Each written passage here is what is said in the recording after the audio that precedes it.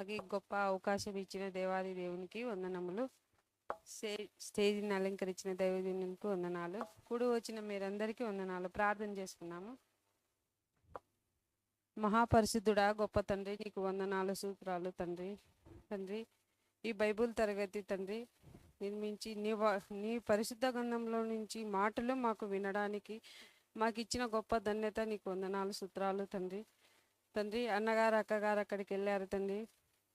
విజయవాడకు వాళ్ళకు కూడా తండ్రి రాకపోకలతో మంచి ఆరోగ్యాన్ని తండ్రి వచ్చేలాగా సహాయం చేయండి తండ్రి. గొప్ప దేవ, నీకు వందనములు తండ్రి. నీ మాటలు వినడానికి మేము వచ్చాం తండ్రి. విని విడిచిపెట్టే వారముగా ఉండకోకుండా నీ మాటలు విని ఆ ప్రకారంగా బతికేలాగా మేము సహాయం చేయండి తండ్రి. మాకు ఏవి అవసరమో అవి నీ పరిశుద్ధ గ్రంథంలో మాకు వినిపించి తండ్రి. గొప్ప దేవ, నీకు వందనాలు తండ్రి. లోక సంబంధమైనవి ఏవీ లేకోకుండా తండ్రి,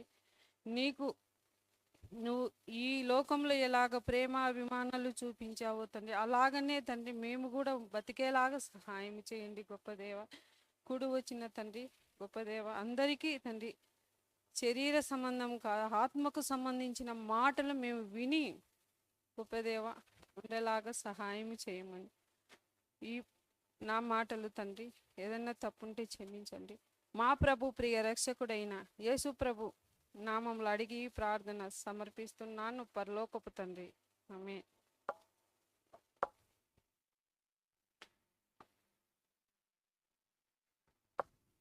ప్రార్థించిన అక్కగారికి ప్రభు పేరట వందనములు. మరి మన మధ్యలో ఉన్న ఆత్మీయుడు దేవకుమార్ అన్న స్టేజీ పైకి రావాల్సిందిగా కోరుకుంటున్నాం. మరి ముందున్న సమయం బ్రదర్ రమేష్ గారికి అప్పజెపుదాం.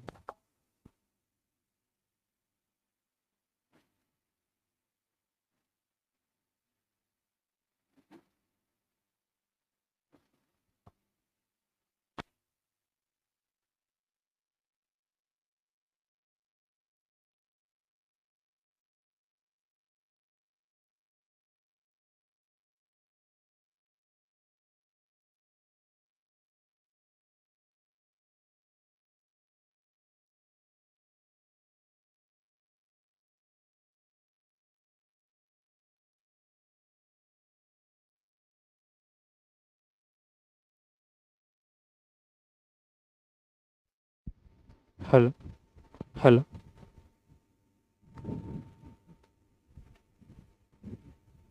కూడి వచ్చిన మీ అందరికీ మన ప్రభువును హలో సౌండ్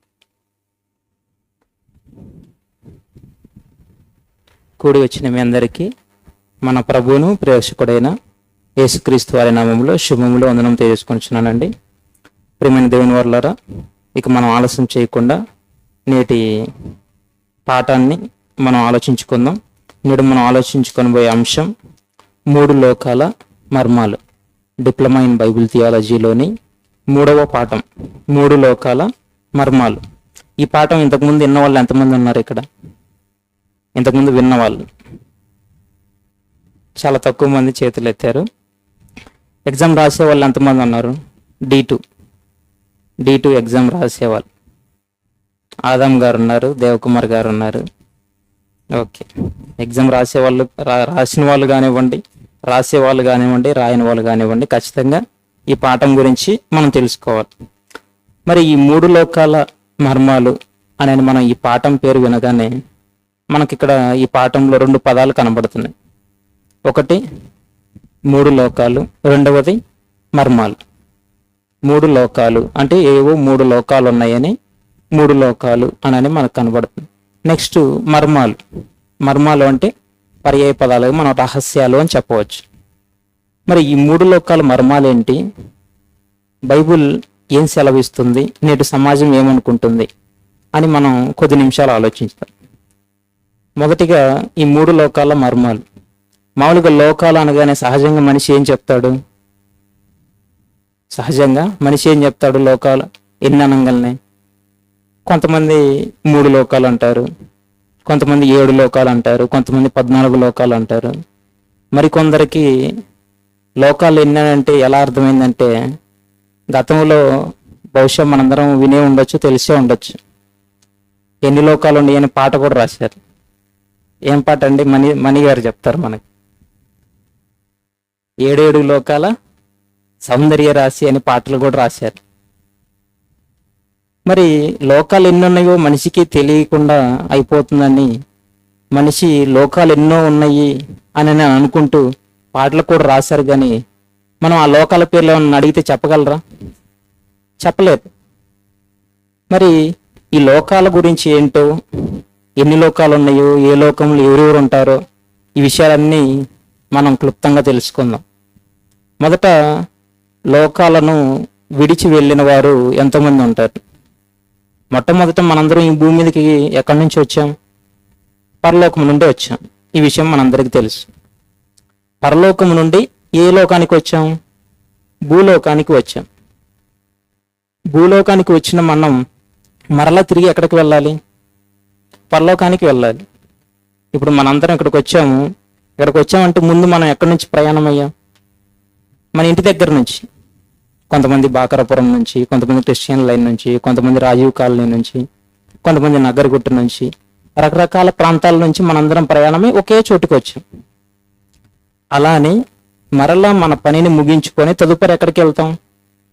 మరలా మన ఇంటికి వెళ్ళిపోతాం, మన స్వగృహానికి వెళ్ళిపోతాం.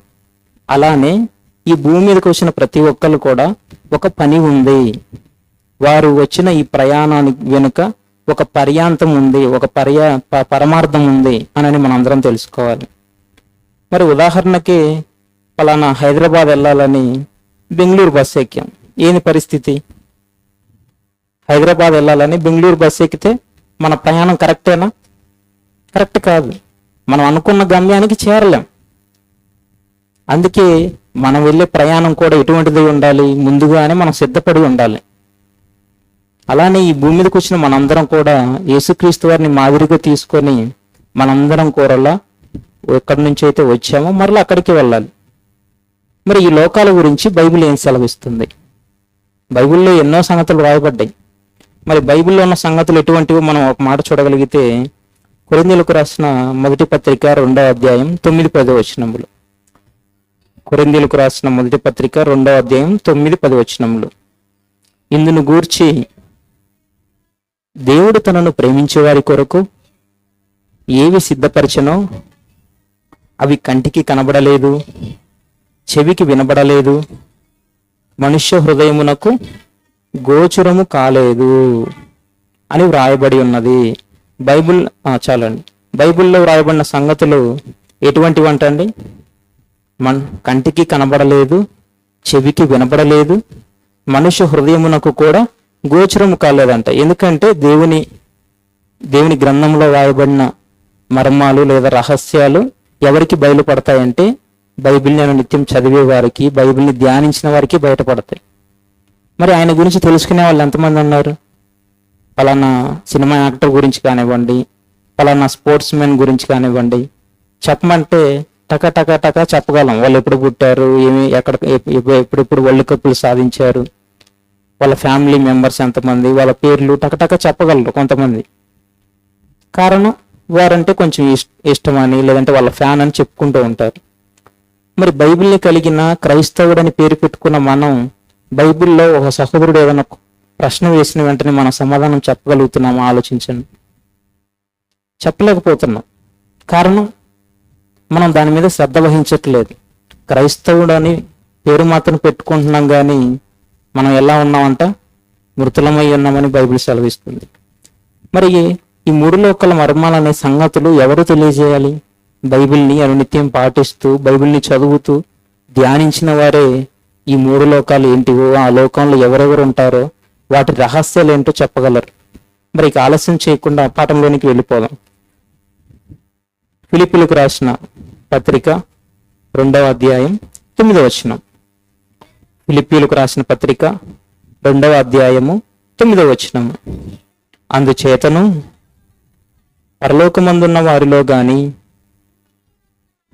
భూమి మీద ఉన్న వారిలో గాని, భూమి క్రింద ఉన్న వారిలో గాని ప్రతి వాని మోకాలును యేసు నామమున వంగునట్లును. చాలండి. ఇక్కడ మనకి 3 సందర్భాలు బాగా స్పష్టంగా కనబడుతున్నాయి. మొదటిది ఏంటిదంటే పరలోకమందున్న వారిలో గాని. మొదటిది పరలోకమందున్న వారిలో గాని, రెండవది భూమి మీద ఉన్న వారిలో గాని, మూడవది భూమి క్రింద ఉన్న వారిలో గాని. ఈ 3 సందర్భాలు మనకు కనబడుతున్నాయి.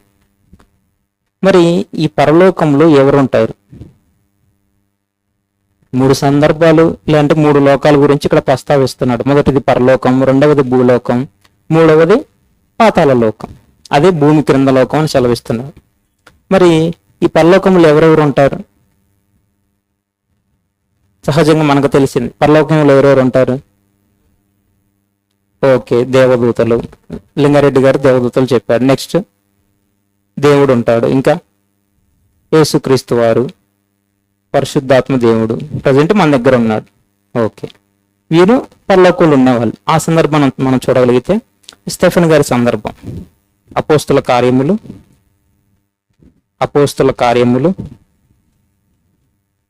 7వ అధ్యాయం 55వ వచనం.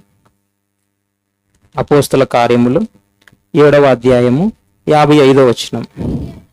అయితే అతడు పరిశుద్ధాత్మతో నిండుకునివాడై ఆకాశం వైపు తేరు చూచి దేవుని మహిమను, యేసు దేవుని కుడిపార్శ్వమందు నిలిచి ఉండుటను చూచి ఆకాశము తెరవబడుటయు మనుష్య కుమారుడు దేవుని కుడిపార్శ్వమందు నిలిచి ఉండుటయు చూచుచున్నానని చెప్పాను. ఇక్కడ ఈ సందర్భంలో స్టెఫెన్ గారు మనకు కనబడుతున్నారు. స్టెఫెన్ గారు ఎక్కడున్నాడు? భూమి మీద. ఆకాశం ఎక్కడుంది మనకి? ఆకాశం పైన ఉంది. ఆయన ఇక్కడ నిలబడి ఆకాశం వైపు తేరి చూస్తున్నాడు అంట, అంటే పైకి చూస్తున్నాడు. పైన ఉన్న లోకం పరలోకం అని మనకు అర్థమవుతుంది. మరి అక్కడ ఎవరున్నారు? ఆకాశం తెరవబడిన తర్వాత ఎవరు కనపడ్డారు? మనుష్య కుమారుడు దేవుని కుడిపార్శ్వమునందు నిలిచి ఉన్నటై చూచి. పరలోకంలో ఎవరెవరు కనబడుతున్నారు? ఇక్కడ యేసుక్రీస్తు వారు, తండ్రి అయిన దేవుడు పరలోకంలో ఉన్నట్టు స్టెఫెన్ గారి దర్శన రూపంలో చూస్తున్నాడు. మరి పరలోకంలో యేసుక్రీస్తు వారు దేవుడైనా ఇంకెవరైనా ఉన్నారా? దేవదూతలని కూడా మనం ఇందాక తెలుసుకున్నాం. మరి ఆ దేవదూతలు కూడా ఉన్నారో లేదో ఆ సందర్భాన్ని కూడా మనం చూడగలిగితే, దేవదూతలు కూడా ఉన్నారో లేరో ఆ సందర్భాన్ని కూడా మనం చూద్దాం. మత్తయి సువార్త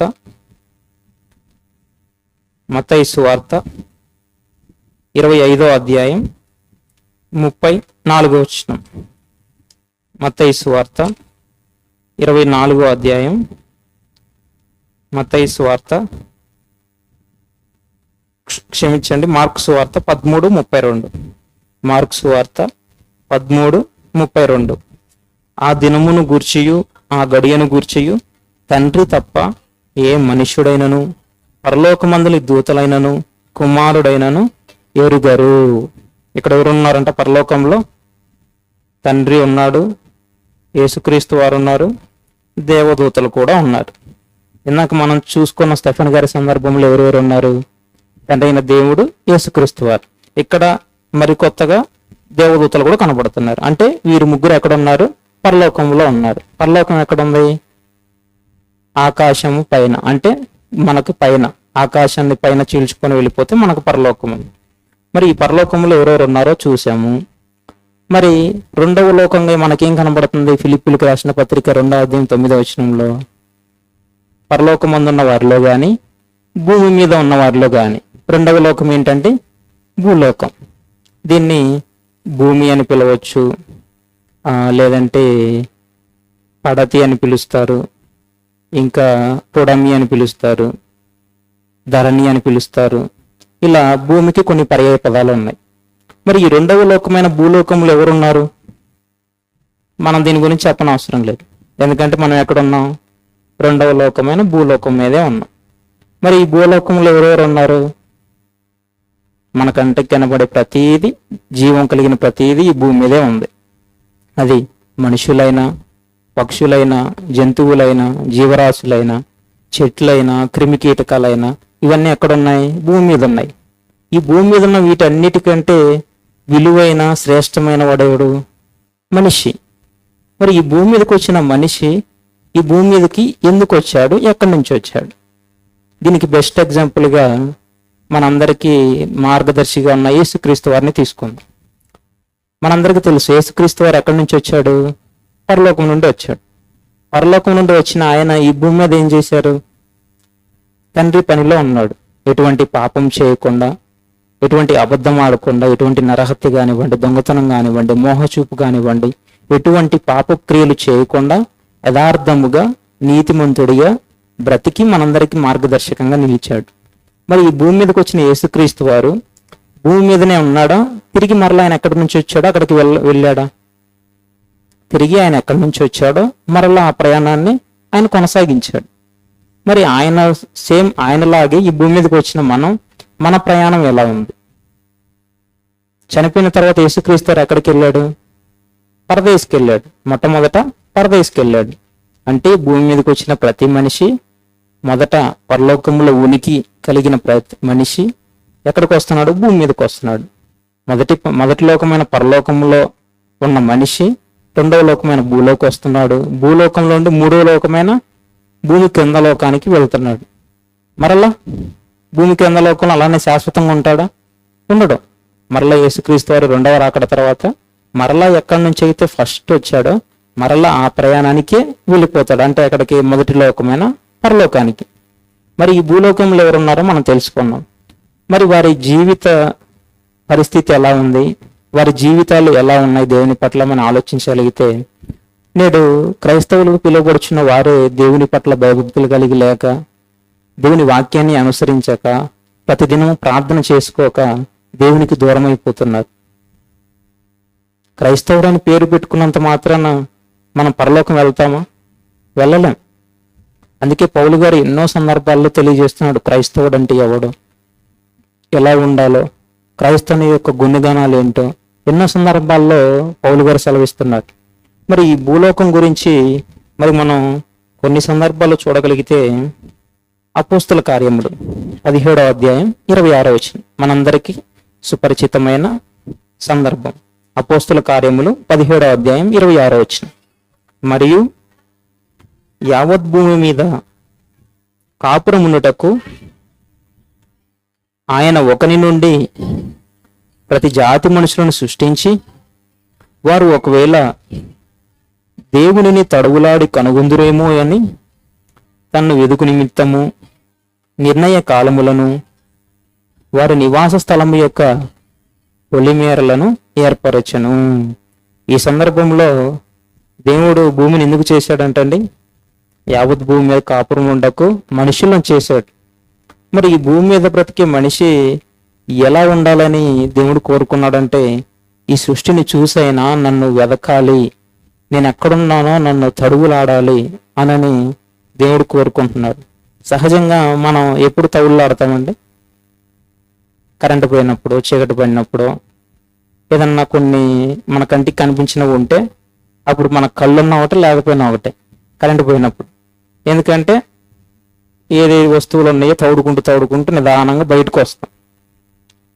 అలానే మనిషి కూడా సృష్టిలో ఉన్నవి చూసి ఇవి ఎలా కలిగాయి, దీని వెనక ఎవరున్నారు అనని శాస్త్రవేత్తలు ఎలా అయితే పరిశోధన చేస్తున్నారో, శాస్త్రవేత్తలు చేసే పరిశోధన కేవలం ఈ భూమి మీద వాళ్ళ కంటికి కనబడే మాత్రమే చెప్పగలరు, పరిశోధించగలరు.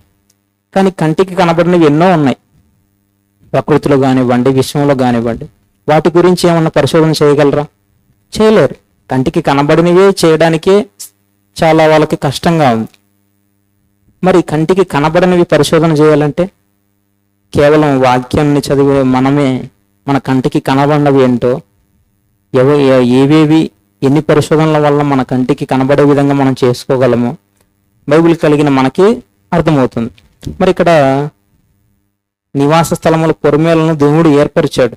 ఎందుకు? భూమి మీద ఈ మనిషి నివాసం ఉండడానికి, సకల కోటి జీవరాశులు బ్రతకడానికి. ఈ భూమి మనుషులకి ఎలా ఉందంట? నివాస యోగ్యంగా ఉంది. మరి అలానే మరొక సందర్భాన్ని కూడా మనం చదువుకుందాం. ఆ సందర్భం ఏంటంటే మత్తయి సువార్త 3వ అధ్యాయం 16-17 వచనములు యేసుక్రీస్తు వారు బాప్తిసం పొందిన సందర్భం. మత్తయి సువార్త 3వ అధ్యాయం 16-17 వచనములు. యేసు బాప్తిస్మము పొందిన వెంటనే నీళ్లలో నుండి ఒడ్డునకు వచ్చెను. ఇదిగో ఆకాశము తెరవబడెను, దేవుని ఆత్మ పావురం వలె దిగి తన మీదికి వచ్చుట చూచెను. మరియు ఇదిగో ఈయనే నా ప్రియకుమారుడు, ఈయన యందు నేను ఆనందించుచున్నానని ఒక శబ్దము ఆకాశం నుండి వచ్చెను. ఇక్కడ యేసుక్రీస్తు వారి సందర్భంలో కూడా పరలోకం గురించి భూలోకం గురించి రెండు సందర్భాలు ఇక్కడ మనకి క్లారిఫై అవుతున్నాయి. ఎలా అంటే యేసుక్రీస్తు వారు బాప్తీసం పొంది బయటికి వచ్చాడు నీళ్ళలో నుండి. నీళ్ళు ఎక్కడ ఉన్నాయి? భూమి మీద. బాప్తీసం ఎక్కడ పొందాడు? నీటిలో, అంటే భూమి మీద, భూలోకంలో ఉన్నాడు. ఎప్పుడైతే ఆయన బాప్తీసం తీసుకొని ఒడ్డునకు వచ్చాడో, ఒడ్డునకు వచ్చిన వెంటనే అక్కడ ఆకాశం తెరవబడింది.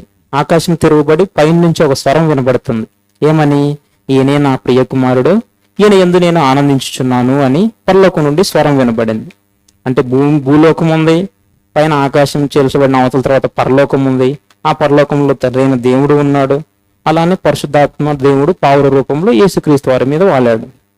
ఇక్కడ కూడా మనం ఉన్నది భూలోకం అని మనకు స్పష్టంగా అర్థమవుతుంది. మరి మూడవ లోకం, ఫిలిప్పులకు రాసిన పత్రిక 2:9 మనం ఇందాక చదువుకున్నట్టుగా పరలోకం ముందున్న వారిలో కానీ, భూమి మీద ఉన్న వారిలో కానీ, భూమి క్రింద ఉన్న వారిలో కానీ. ఇప్పుడు పరలోకం భూలోకం తెలుసుకున్నాం. ఇక అతి క్లిష్టమైనది, బాగా తెలుసుకోవాల్సినది, బాగా పరిశోధించవలసినది మూడవ లోకం, భూమి క్రింద లోకం. మరి భూమి క్రింద లోకం ఏముందని మనం ఆలోచిస్తే, అక్కడ చెప్పే సందర్భాన్ని కనుక మనం కొంచెం స్పష్టంగా ఆలోచిస్తే దానికి సమాధానంగా సామెతల గ్రంథం 15వ అధ్యాయం 24వ వచనంలో భూమి క్రింద లోకం ఏంటో మనకు అక్కడ స్పష్టంగా కనబడుతుంది. భూమి క్రింద లోకం, సామెతలు 15వ అధ్యాయం 24వ వచనం. క్రిందనున్న పాతాళమును తప్పించుకొనవలెనని బుద్ధిమంతుడు పరమునకు పోవు జీవ మార్గమున నడుచుకొనును. చాలండి. ఇక్కడ సామెతల గ్రంథంలో ఈ భూమి క్రింద ఉన్న లోకం ఏంటో మనకు స్పష్టంగా బైబిల్ చెప్తుంది. భూమి క్రింద ఉన్న లోకం ఏంటండి? పాతాళ లోకం. ఈ పాతాళ లోకాన్ని పలు రూపాలుగా మనిషి ఊహించుకుంటాడు. పలు రూపాలుగా ఎంతోమంది పుస్తకాలు రాశారు. కొంతమంది పాతాళం గురించి ఏం రాశారు? అక్కడ ఎవరు ఉంటారని రాశారు? రాక్షసులు ఉంటారని, అక్కడ ఏదో పెద్ద గోళం ఉండిద్దని, నూనె ఉండిద్దని, అందులో ఏపుతూ ఉంటారని, కేకలు వేస్తారని, ఇలా పాతాళం గురించి వాళ్ళు అనుకున్నవి వాళ్ళు ఊహించి ఎన్నో పుస్తకాలు రాశారు. మరి పాతాళం గురించి జీవగ్రంథమైన బైబిల్ ఏం చెప్తుంది? అక్కడ ఎవరెవరు ఉంటారు? అక్కడ పరిస్థితులు ఏంటి? అందులో ఎవరు వెళ్తారు అని మనం మరి ఇంకొంచెం వివరణగా ముందుకు వెళ్ళి ఆలోచించగలిగితే, అపోస్తుల కార్యములు క్షమించండి పేతురు రాసిన 2వ పత్రిక 2వ అధ్యాయం 4వ వచనం. పేతురు రాసిన 2వ పత్రిక 2వ అధ్యాయం 4వ వచనం. దేవదూతలు పాపం చేసినప్పుడు దేవుడు వారిని విడిచిపెట్టక పాతాళ లోకమందలి కటిక చీకటి గల బిడములలోనికి తోసి తీర్పుకు కావలిలో ఉంచబడుటకు వారిని అప్పగించెను. ఇక్కడ ఈ సందర్భంలో దేవుడు దేవదూతలు పాపం చేసినప్పుడు వారిని ఎక్కడ బంధించాడంట? పాతాళంలో బంధించాడు. ఇందాక మనం సామెతల్లో చదువుకున్న మాట ఏంటి? భూమి క్రింద ఉన్న లోకం పాతాళ లోకం. ఈ పాతాళ లోకంలో ఎవరిని బంధించాడు? దేవదూతలు. మరి మొదటి లోకం పరలోకంలో ఉన్నప్పుడు మనం చదువుకున్న సందర్భంలో అక్కడ ఎవరు కనపడ్డారు? దేవదూతలే కనపడ్డారు. మరి అక్కడున్న దేవదూతలే మరలా ఈ పాతాళ లోకంలో ఉండడానికి గల కారణం మనందరికీ తెలుసు. మొట్టమొదట మనందరినీ దేవుడు ఎప్పుడైతే భూమి మీద నా పిల్లలను సృష్టించి వాళ్ళని పుట్టించి వారికి మీరు సేవ చేయాలని ఎప్పుడైతే దేవదూతలకి సెలవిచ్చాడో, వారిలో దేవదూతల్లో కొన్ని దేవదూతలు ఏమనుకున్నాయి? మీకు సేవ చేస్తున్నాం, మళ్ళీ మీ పిల్లలకు కూడా సేవ చేయాలా? మాకు ఎప్పుడు ఇంక ఈ సేవ చేసే పనేనా? మాకంటూ పరలోకం ఉండదా? మాకంటూ స్వతంత్రత లేదా అని కొన్ని దేవదూతలు హృదయములో తలంపు వచ్చింది. జస్ట్ అవి థింక్ చేసిన వాటిని వెంటనే దేవుడు పట్టేశాడు. మనసులో అనుకున్న మాట వెంటనే ఆ మాటను పట్టేసి వాటిని అక్కడ నుండి తరిమేసి ఎక్కడ బంధించాడు? పాతాళ లోకంలో, భూమి క్రింద ఉన్న పాతాళ లోకంలో. అందులో కూడా ఎక్కడ బంధించాడంట? కటిక చీకటి గల బిలములలోనికి త్రోసాడు. మరి ఈ పాతాళంలో కటిక చీకటి బిలంలోనికి త్రోశాడు. మొట్టమొదట ఎందుకు చేయబడింది ఈ సందర్భం మనం చూడగలిగితే? పాతాళం దేవదూతల కోసం, పాపం చేసిన దేవదూతలను బంధించడానికి దేవుడు పాతాళ లోకాన్ని చేశాడు. మరి ఈ పాతాళ లోకం గురించి కొత్త నిబంధనలో మరొక సందర్భం మనందరికీ తెలిసిన సందర్భం ఎవరు చెప్తారు? లూకాసు వార్త. Very good. ఒకసారి తప్పిదాకా క్లాప్స్ కొడదాం మనందరం. అధ్యాయం ఎవరు చెప్తారు, వచనం ఎవరు చెబుతారు? 16, 19. Very good. దేవకుమార్ అన్న కూడా ఇద్దరు కరెక్ట్గా చెప్పారు. లూకాసు వార్త 16వ అధ్యాయం 19వ వచనం నుండి చదువుకుందాం. ధనవంతుడు ఒకడు ఉండెను. అతడు ఊదారంగు బట్టలను సన్నపు నార వస్త్రములను ధరించుకొని ప్రతిదినము బహుగా సుఖపడుచుండేవాడు. లాజరు అను ఒక దరిద్రుడు ఉండెను. వాడు కురుపులతో నిన్నవాడై ధనవంతుని ఇంటి వాకిట పడి ఉండి అతని బల్ల మీద నుండి పడు రొట్టె ముక్కలతో ఆకలి తీర్చుకొన గోరెను. ఈ సందర్భంలో మనకి ఇక్కడ ఇద్దరు వ్యక్తులు కనబడుతున్నారు. ఎవరెవరు? ధనవంతుడు, లాజరు. ధనవంతుడు పరిస్థితి ఏంటి? ప్రతిదినం ఎలా ఉండేవాడంట? బహుగా సుఖపడుచుండేవాడు. ఆఖరికి అతను వేసుకున్న వస్త్రాలు ఏంటియో కూడా దేవుడు రాయించాడంటే ఒక మనిషిని ఎంతలా ఆయన పరిశోధిస్తాడు, ఎంతలా పరిశీలిస్తాడని మనం ఈ సందర్భాన్ని బట్టి మనం చూడగలం. ఎటువంటి బట్టలు ధరించుకున్నాడంట? ఊదారంగు వస్త్రములు, సన్నపు నార, ఊదారంగు బట్టలను, సన్నపు నార వస్త్రములు ధరించుకున్నాడని బైబిల్ సెలవిస్తుంది. మరి ఈ భూమి మీద సుఖంగా బ్రతికిన ధనవంతుడు చనిపోయిన తర్వాత ఎక్కడికి వెళ్ళాడు? పాతాళ లోకంలో బాధపడుచున్నాడు. మరి అలానే నీతిగా లేదంటే దరిద్రుడుగా ఈ భూమి మీద బ్రతికి చనిపోయిన లాజరు ఎక్కడికి వెళ్ళాడు? పరదేశకు వెళ్ళాడు. ఆ సందర్భం ఎక్కడుంది? 22వ వచనంలో మనకు కనబడుతుంది. ఆ దరిద్రుడు చనిపోయి దేవదూతల చేత అబ్రహాము రొమ్మున ఆనుకొనుటకు కొనిపోబడెను. ఇక్కడ బాగా భూమి మీద సుఖంగా బ్రతికిన ధనవంతుడేమో ఎక్కడికి వెళ్ళిపోయాడు? పాతాళ లోకంలో. అక్కడ ఎలా సుఖంగా ఉన్నాడో వేదన పడుతున్నాడు. ఇంకా చెప్పాలంటే కేకలు వేస్తున్నాడు.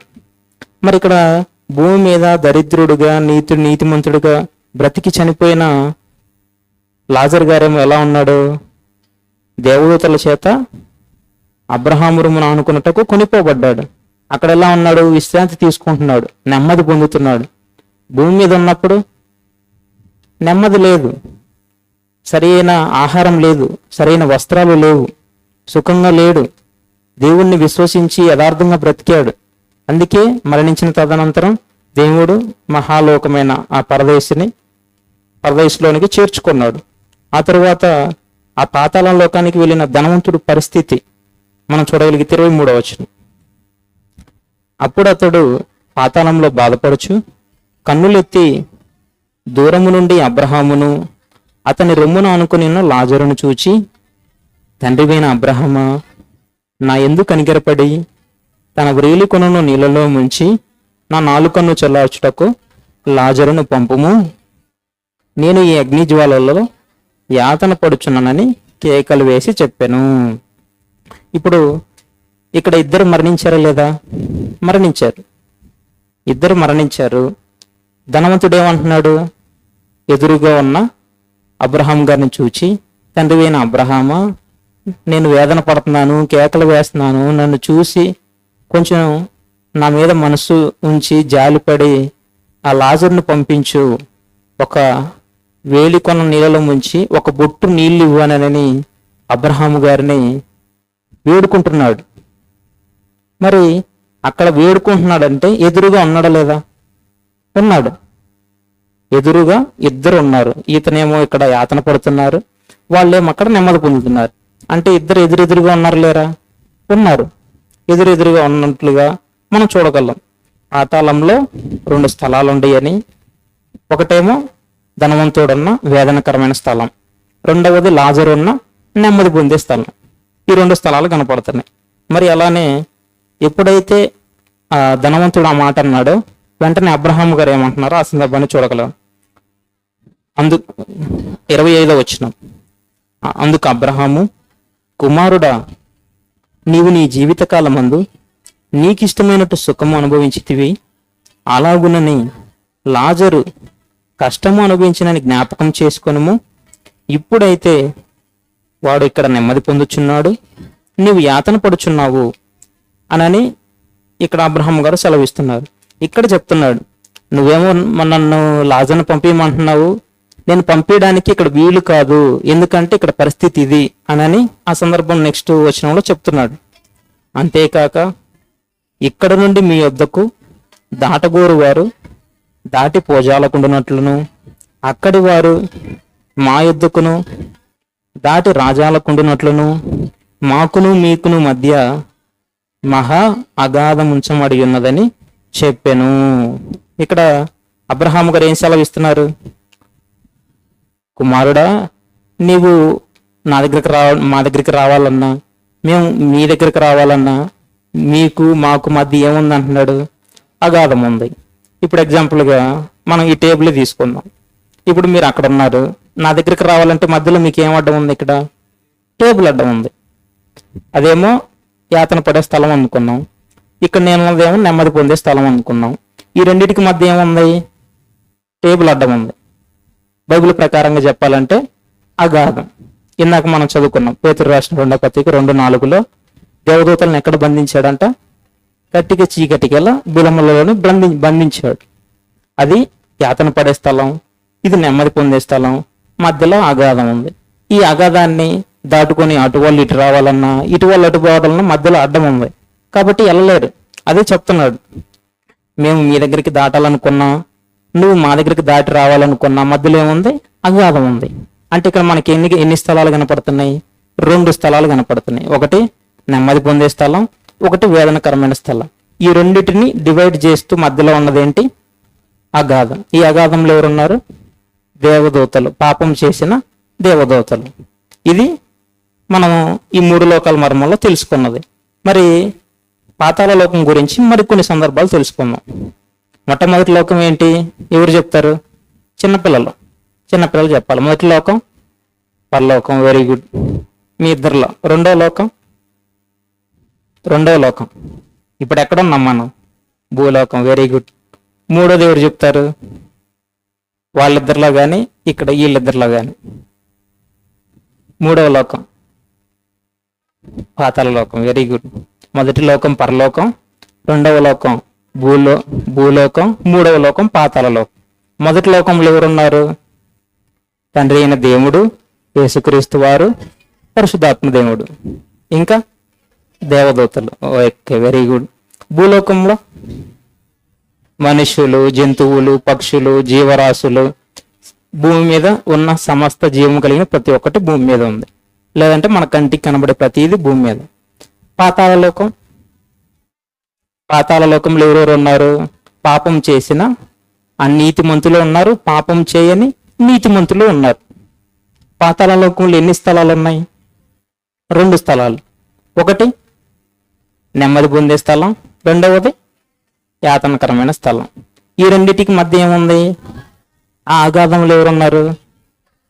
పాపం చేసిన దేవదూతలు. Okay, very good. బాగా అర్థమైనట్టుంది అందరికీ. ఎందుకంటే ఈ పాఠం చాలా ఇంపార్టెంట్. ఇందులో నుంచి ఖచ్చితంగా 2 మార్క్స్ క్వశ్చన్స్ కానివ్వండి, రెఫరెన్స్లు కానివ్వండి ఖచ్చితంగా అడుగుతారు. చాలా సులువుగా నేర్చుకోగలిగే పాఠం. మరి ఈ పాతాళ లోకం గురించి కూడా మరి కొన్ని సందర్భాలు తెలుసుకొని మనం ముగించుకుందాం.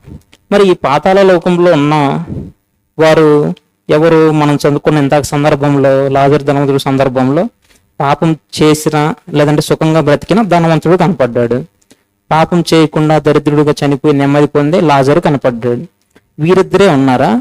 ఇంకెవరైనా పరదేశంలో ఉన్నారా, లేదంటే పాతాళంలో ఉన్నారా అని మన సందర్భం చూడగలిగితే ప్రకటన గ్రంథం మనందరికీ తెలిసిన సందర్భం.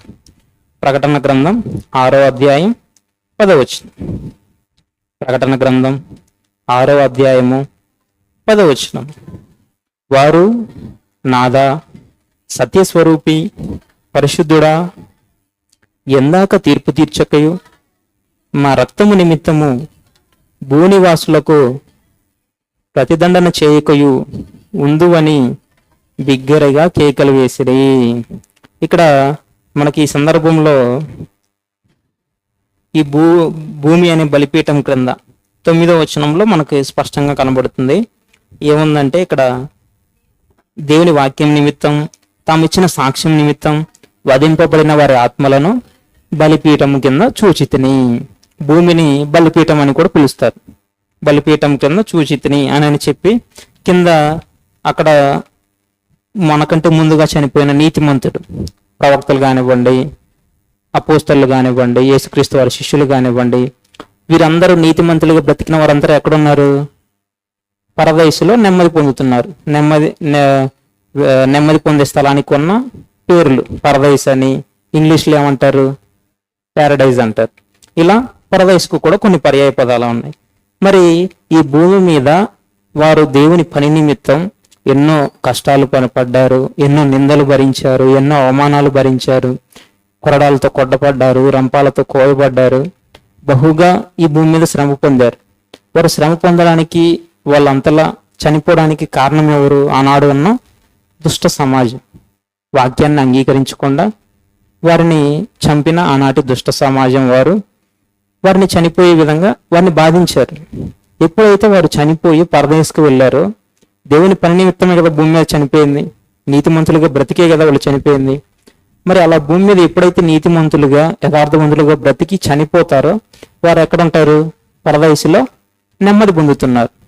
పాతాళ లోకంలో ఉన్న ఒక స్థలాన్ని పరదేశం అనుకుంటే ఆ పరదేశంలో వీళ్ళు నెమ్మది పొందుతున్నారు. మరి ఈ నెమ్మది పొందే స్థలంలో వాళ్ళు వెళ్ళి ఎన్ని సంవత్సరాలు అవుతుంది? సుమారు చాలా సంవత్సరాలు అవుతుంది. భూమి మీద వారు మరణించిన తదనంతరం పరదేశంలో నెమ్మది పొందుతూనే ఉన్నారు. అక్కడుండి వాళ్ళు ఏం అడుగుతున్నారు? అయ్యా, మేము ఎన్నో సంవత్సరాలు భూమి మీద ఉన్న మనుషులందరినీ మార్చాలని ఎన్నో నీ మాటలు విలువైనవి తెలియజేశాము. మేము ఎన్ని చెప్పినా, ఎన్నిసార్లు గద్దించినా మీ మాటకు వాళ్ళు లోపడకుండా, మీ అందు భయభక్తులు కలిగి ఉండకుండా మమ్మల్ని ఇలా బాధించారు, హింసించారు. ఎన్ని చెప్పినా వారు మారరు అని మన కోసం వాళ్ళు అక్కడ ఏం చేస్తున్నారు? త్వరగా వారిని లేపేయని ప్రార్థిస్తున్నారు. ఎందుకు? నేడు మనమే చూస్తున్నాం ఎంతో మందిని భూమి మీద. అది బైకుల్లో వేగంగా వెళ్ళే మనుషులు కానివ్వండి, చెడ్డ మాటలు మాట్లాడే వాళ్ళు కానివ్వండి, సినిమాలు సీరియళ్ళు చూసే వాళ్ళు కానివ్వండి, వాళ్ళని చూసి కొన్ని సందర్భాల్లో మనం ఏమనుకుంటాం? ఎంతకాలం ఈ భూమి మీద ఉంటాడు? ఏదో ఒక ప్రమాదవశాత్తు, ఏదో రోగం వచ్చో త్వరగా చనిపోవాలని కొంతమంది కోరుకుంటారు. కొంతమంది దేవునికి ప్రార్థిస్తారు. అలానే వాళ్ళ దీర్ఘశాంతం ఇంకా అలా హృదయములు రేగి త్వరగా వాళ్ళని తీసివేయి, భూమి మీద మాకు పరలోకం ఇవ్వు అని వాళ్ళు మొరపెడుతున్నారు. వాళ్ళు మొరపెట్టకుండా ఉండాలంటే మనం ఏం చేయాలి? వారిని మార్గదర్శకంగా తీసుకొని మరింత మందిని దేవునిలోనికి నడిపించే విధంగా మనం ప్రయాసపడాలి. ఎప్పుడైతే అలా ప్రయాసపడతామో వారు మొరపెట్టే ఆ మొర కొంచెం తగ్గుతుందా లేదా? తగ్గుతుంది. ఎందుకు? ఎప్పుడైతే ఎవరినైతే మేము త్వరగా లేపేయని ప్రార్థిస్తున్నామో వాళ్ళు కొంచెం భయభక్తులు కలిగి ఉన్నారు, మా వలే ఒక ప్రవక్తగానో లేదంటే ఒక బోధకుడిగానో మీ మాట అనేకులకు చెప్తున్నారు, మారుతున్నారు ప్రజలు అని వాళ్ళు కూడా దీర్ఘశాంతం కలిగి ఉండడానికి అవకాశం ఉంది. కానీ నేడున్న సమాజాన్ని మనం చూస్తే ఎవరైనా అలా ఉన్నారా? ఎవరు లేరు. అందరూ పాపం చేసేవారిగానే, దేవుని ఎరుగని వారిగానే, దేవుని యందు భక్తులకు లేని వారిగానే మనకు కనబడుతున్నారు. అటువంటిప్పుడు వారు పెట్టే మొర, త్వరగా దేవుడు ఈ భూమి మీదకి యేసుక్రీస్తు వారిని పంపించి భూమిని నాశనం చేసి అక్కడున్న వారందరినీ, పరదేశంలో ఉన్న వాళ్ళందరినీ ఎక్కడికి తీసుకెళ్తాడు? మొదట ఎక్కడి నుంచి అయితే మనం అందరం వచ్చామో ఆ మహాలోకమైన పరలోకానికి తీసుకువెళ్తాడు. మరి భూమి మీద ఉన్న వాళ్ళ పరిస్థితి ఏంది? యేసుక్రీస్తు వారు 2వ రాకల్లో భూమి మీదకి వస్తాడు. వచ్చిన తరువాత పాతాళంలో ఉన్న వాళ్ళని, భూమి మీద ఉన్నవారిని, వీరందరినీ ఎక్కడికి తీసుకొని వస్తాడు? మధ్య ఆకాశానికి. మధ్య ఆకాశం ఏంటి? మనం ఉన్న భూలోకం. ఈ భూలోకానికి తీసుకొచ్చిన తర్వాత వారి యొక్క బ్రతుకుని బట్టి, వారి యొక్క జీవిత విధానాన్ని బట్టి, వారు చేసే దేవుని పనిని బట్టి ఎంత పని చేశారో వారికి తగ్గ జీతం. ఇప్పుడు మనం ఎలా ఈ భూమి మీద మనం చేసిన పనికి మనకు జీతము లేదంటే డబ్బుల రూపంలో ఎలా అయితే వస్తుందో, అలానే దేవుని విషయంలో కూడా మనం ఎంత పని దేవుని చేశామో దాన్ని బట్టి దేవుడు మనకి జీతం ఇస్తాడు. మరి ఒకప్పుడు చనిపోయిన నీతిమంతులు కానివ్వండి, అనీతిమంతులు కానివ్వండి, పాతంలో ఉన్న వారు కూడా భూమి మీదకి వచ్చిన తరువాత అక్కడ దేవుడు వారి ఫైనల్ డెస్టినేషన్ అనేది, లేదంటే తుది తీర్పు, ఇంగ్లీష్లో జడ్జిమెంట్ అంటారు. దాన్ని దేవుడు కొనసాగిస్తాడు. మరి ఆ జడ్జిమెంట్ ఎప్పుడు జరుగుతుంది? యేసుక్రీస్తు వారి రెండవ రాకడ తదనంతరమే జరుగుతుంది. అప్పుడే పాపం చేసిన వారు నిత్య నరకానికి వెళ్ళిపోతారు, నీతిమంతునిగా బ్రతికిన వారు నిత్య పరలోకానికి వెళ్ళిపోతారు. అది ఈ 3 లోకాల మర్మాలలోని రహస్యాలు. ఎంతమంది ఈ పాఠం విన్న ప్రతి ఒక్కరు కొన్ని కొత్త విషయాలు తెలుసుకుందాం అని అన్న వాళ్ళు ఎంతమంది ఉన్నారు? నేను తెలుసుకున్నాను ఇప్పుడు కొన్ని కొత్త విషయాలు మరింత వివరణగా.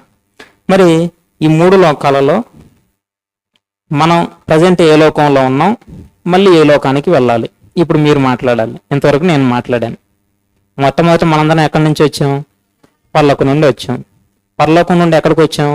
రెండవ లోకమైన భూలోకానికి వచ్చాం. మరి రెండవ లోకమైన భూలోకానికి వచ్చిన మనందరం మళ్ళీ ఎక్కడికి వెళ్ళాలి? పరలోకానికి వెళ్ళాలి.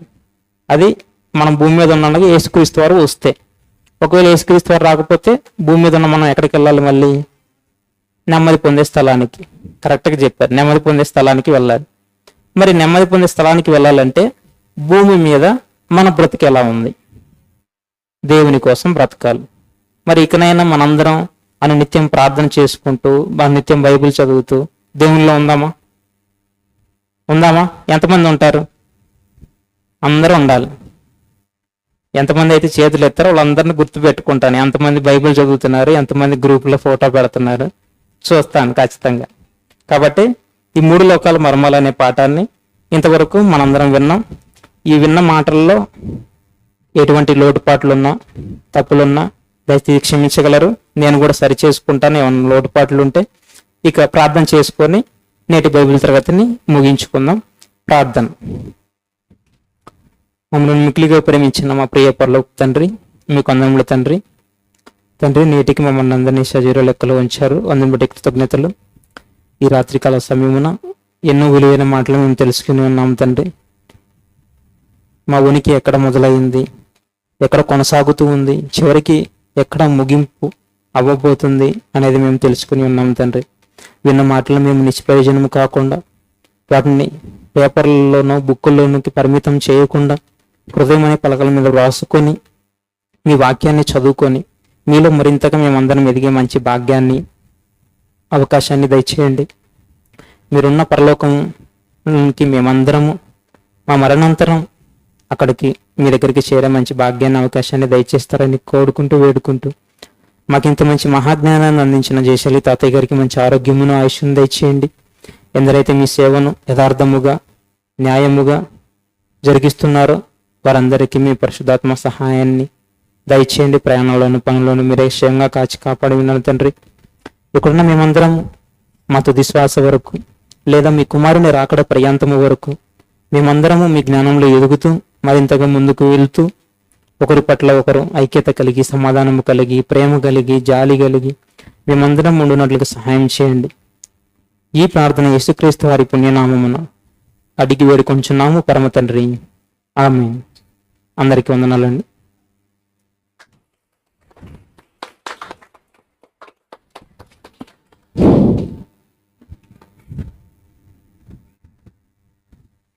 మరి ఇంతవరకు చక్కగా దేవుని మాటలు అందించిన దైవజనులు రమేష్ గారికి మనందరి తరపున మరొకసారి చప్పట్లు కొడితే వందనాలు తెలియజేస్తున్నాను.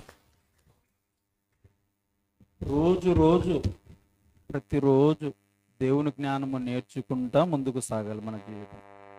అలాగ సాగినప్పుడే దేవుని మనసు ఏమిటో మనకు అర్థమవుతుంది. అలా మనకు అర్థమైన రోజే పరలోకానికి వెళ్ళడానికి అవకాశం ఉంటుంది. మనం ఎక్కడికి వెళ్ళాలో కరెక్ట్గా ఆ ఊరు బస్సు మాత్రమే ఎక్కాలి. అలా కాకుండా ఏ బస్సు అయినా పర్వాలేదు, నేను ప్రయాణం చేయాలి, ఎక్కి కూర్చోవాలి, టికెట్ తీసుకోవాలని ఎక్కి కూర్చున్నాం మనకు మన గమ్యానికి చేరలేం. మనమందరము పరలోకానికి వెళ్ళాలి. పరలోకానికి వెళ్ళాలంటే ఎలా సిద్ధపడాలి, ఈ భూమి మీద మన జీవితం ఎలాగ ఉండాలి, ఎలాగ బ్రతకాలి అనేది మనకు తెలుస్తుండాలి. అలా తెలుసుకోవాలంటే ఇలాంటి క్లాసులకు అటెండ్ కావాలి. మరి పనులు ఉంటాయి, సమస్యలు ఉంటాయి, పగులలో కష్టపడి వచ్చి ఉంటారు, ఇంట్లో వంట చేసుకోవాలి, నడుములు లాగుతుంటాయి, కాళ్ళు నొస్తుంటాయి, అలసిపోయి ఉంటారు, అయినా తప్పదు. ఇవన్నీ కొద్ది కాలమే, అంటే ఈ భూమి మీద శరీరం ఉన్నంత వరకే. తర్వాత ఆత్మ శాశ్వతం, అనంతకాలం, యుగ యుగాలు. ఇంకా ఇన్ని సంవత్సరాలని ఆత్మకు లేదు. ఈ శరీరానికి అయితే చెప్పగలం, కానీ 60 సంవత్సరాలు లేదా 70 సంవత్సరాలు. బైబిల్ అంటుంది అధిక బలం ఉన్న ఎడల 80 సంవత్సరాలు. ఇంతవరకు ఈ శరీరానికి మనము వయసు చెప్పగలం, ఆయుష్ల అని చెప్పచ్చు. కానీ ఆత్మకు ఎంత అయింది చెప్పలేం. ఎందుకంటే ఆత్మకు చావు లేదు. మన తండ్రి అయిన దేవునికి పుట్టుక లేదు, మరణం లేదు. ఆయనలో నుండి వచ్చాం, ఆయన గర్భంలో నుంచి వచ్చాం. కాబట్టి మనం కూడా ఆత్మలు, కాబట్టి మనకు ఆత్మకు చావు లేదు, ఆత్మకు పుట్టుక లేదు. కాబట్టి అలాంటి ఆత్మను మనము పరలోకానికి వెళ్ళినట్లు ప్రయాసపడాలి ఈ భూమి మీద ఉండంగానే. అందుకే దేవుడు చెప్పిన మాటలు మన జీవితాలలో, మన బ్రతుకులలో అన్వయించుకొని వాటి ప్రకారం మనం జీవించినట్లయితే పరలోకానికి వెళ్ళే భాగ్యాన్ని కన్న తండ్రి అయిన దేవుడు మన అందరికీ ఇస్తాడు. మరి మంచిది, సమయంలో ఆశీర్వాదం తీసుకుని అందరి కళ్ళు మూసుకున్నట్లయితే. సర్వ సృష్టికి కారణభూతుడైనటువంటి కన్న తండ్రి ప్రేమయు, మనందరి ఆత్మలకు రక్షకుడైన యేసుక్రీస్తు వారి కృపయు, పరిశుద్ధాత్మని యొక్క అన్యోన్య సహవాసం, సన్నిధి సదాకాలం మనకును చేరి వచ్చిన మీకు అందరికీ, మరి ప్రయాణంలో ఉన్న దైవ సేవకులకు తోడై ఉండి నడిపించునుగాక. ఆమేన్. అందరికీ వందనాలు. ప్రియులారా, మరి ఆదివారము బాగా ఆలస్యం అవుతున్నారు, దయచేసి త్వరగా రావాలని మనవి. మధ్యాహ్నం ఇక్కడే భోజనం పెడుతున్నారు కదా చర్చిలు, ఎందుకు ఆలస్యం అవుతుంది? అంటే వంట చేసుకొని వస్తున్నారా, లేదంటే చర్చిలో భోజనం ఉంది లేటుగా లేద్దామని లేటుగా లేస్తున్నారా? ప్రియులారా, దయచేసి శరీరం బాగున్నప్పుడు, ఆరోగ్యము బాగున్నప్పుడు దేవునికి మనం ఎక్కువ సమయం ఇవ్వాలి. అలా కాకుండా అన్నీ బాగుండి దేవునికి నిర్లక్ష్యంగా దూరం అయ్యే ఒక అమ్మ వస్తుంది, లక్ష్మీదేవి అమ్మ. 2 కాళ్ళు పనిచేయవు, అలాగ దేక్కుంటే వచ్చిన ఆయన వెనకలంతా కొట్టకపోయి రోడ్డుకు మంట తీస్తుంది అంటుంది. అలాంటి స్థితిలోకి వచ్చిన తర్వాత నేను దేవునిలో ఉంటానంటే ఏం చేసుకోవాలి దేవుడు? ఇప్పుడు మనం ఏదైనా చేయగలం ఆయన పని, ఇప్పుడు చేస్తేనే కదా మనకు ప్రతిఫలం ఇచ్చేది. కాబట్టి దయచేసి సమయానికి వస్తే ఇంకా ఎక్కువ సంగతులు తెలుసుకోవడానికి అవకాశం ఉంటుంది. రెండవది, పిల్లలకు చక్కగా దేవుని మాటలు నేర్పచ్చు. చిన్నప్పటి నుంచే వాళ్ళల్లో దేవుని మాటలు మనము వాళ్ళ హృదయాలలో పెడితే పెద్దగైన తర్వాత మార్గం తప్పిపోరు. లేదంటే మార్గం తప్పిపోయినారంటే వాళ్ళని సరిచేయలేం. మనకు వయసు పెరుగుతుంది, ముసలిళ్ళం అవుతాం, వాళ్ళు యంగ్ ఉంటారు, ఇట్లా తోస్తే కింద పడిపోతాం, ఏం చేయలేం. కాబట్టి చిన్నప్పటి నుంచే దేవుని మాటలు వాళ్ళ హృదయాలలో పెట్టాలి. మనం ఇంట్లో ఇలాగా పెట్టలేం. నా కూతురు ఉంది, నేను చెప్పినాను అనుకో, సర్లే డాడీ అంటుంది, ఫోన్ చూస్తుంది, బుక్ చదువుతుంది, బయటకు పోతుంది, ఆడుకుంటుంది. కానీ ఇక్కడ సండే స్కూల్ టీచర్ కాడ వస్తే అలాంటి ఆటలు సాగవు. కాబట్టి నేర్చుకునే అవకాశం ఉంటుంది. కాబట్టి మరి త్వరగా సమయానికి రావాలని ప్రేమతో మనవి చేస్తున్నాము. పాటలు పాడే విధానాన్ని నేర్చుకోవాలి, అలవాటు చేసుకోవాలి. చాలామంది పాటలు పాడేది రాకున్నది. ఎందుకు మనం సువార్తకు బయటికి పోలేకపోతున్నాం అనగా మనకు వెహికల్ లేదు. మరి దేవుడు ఏదైనా తగిన సమయం అన్నట్టుగా అవకాశం ఇచ్చాడు అనుకో, అన్ని విధాలుగా మనం సిద్ధపడి ఉండాలి. పాటలు పాడాలి, 10 నిమిషాలు దేవుని మాటలు చెప్పాలి, చక్కగా ప్రార్థన చేయాలి. ఏ అంశం గురించి చెప్తే ఆ అంశం గురించి చేసేటట్టుగా ఉండాలి. దాని గురించి నాకు రాదన్న అంశం గురించి నేను ఒకటే ప్రార్థన చేస్తా, అట్లా ఉండకూడదు. కాబట్టి నేర్చుకోవాలి, అన్ని విధాలుగా నేర్చుకోవాలి. ప్రియులారా, మీరు వస్తే, సమయానికి వస్తే అన్ని విధాలుగా నేర్చుకోవడానికి అవకాశం ఉంటుంది. మరి మంచిది, అందరికీ సెలవు. మళ్ళీ దేవుని చిత్తమైతే ఆదివారం ఉదయం దేవుని సన్నిధిలో ఇక్కడ కలుసుకుందాం. అందరికీ వందనాలు. మరి అన్న వాళ్ళు